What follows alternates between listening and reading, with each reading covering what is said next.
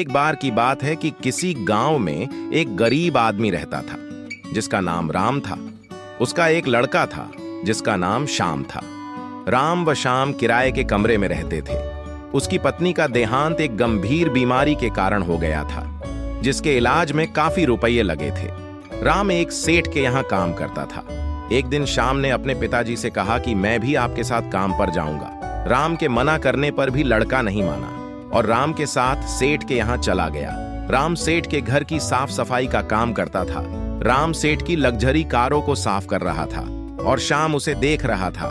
श्याम यह सब देखकर सोच रहा था कि कभी हमारे पास भी ऐसी गाड़ियां होगी और मेरे पिताजी उनमें बैठेंगे।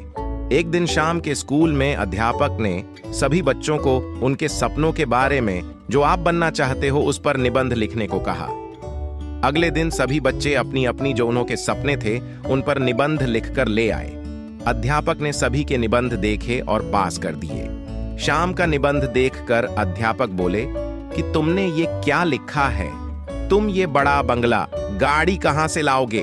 और कहा कि मैं तुम्हें एक दिन और देता हूं, तुम ऐसा निबंध लिखकर लाना जो तुम्हारे लिए संभव हो, जो तुम कर सको। बेकार मैं, जो तुम्हारे लायक ना हो उस पर निबंध मत लिखकर लाना, नहीं तुम्हें फेल कर दिया जाएगा। श्याम घर गया और अपने भविष्य में अपने सपनों को सोचने लगा, और लेकिन कोई दूसरा सपना सोच ही नहीं पा रहा था। अगले दिन स्कूल में अध्यापक को निबंध दिखाया और बोला कि सर, आपको फेल करना है, कर दो। मेरा तो यही सपना है कि मेरे पास बड़ा बंगला, गाड़ी होगी और मैं एक बड़ा अफसर बनूंगा। मैं अपना सपना बदलने वाला नहीं हूं। अध्यापक ने यह सब सुनकर श्याम को फेल कर दिया। श्याम ने अपनी पढ़ाई में बहुत मेहनत की, सभी परीक्षा में अव्वल आता था। कुछ सालों बाद एक ऑडिटोरियम में बहुत से लोग स्पीच सुनने के लिए आए हुए थे, जिनमें श्याम के अध्यापक भी थे, और जो स्पीच दे रहा था वो था एक बड़ा अफसर। श्याम ने अपने अध्यापकों को देखा और पास जाकर अध्यापक से बोला कि मैं वही लड़का हूं जिसको आपने निबंध लिखने पर फेल कर दिया था।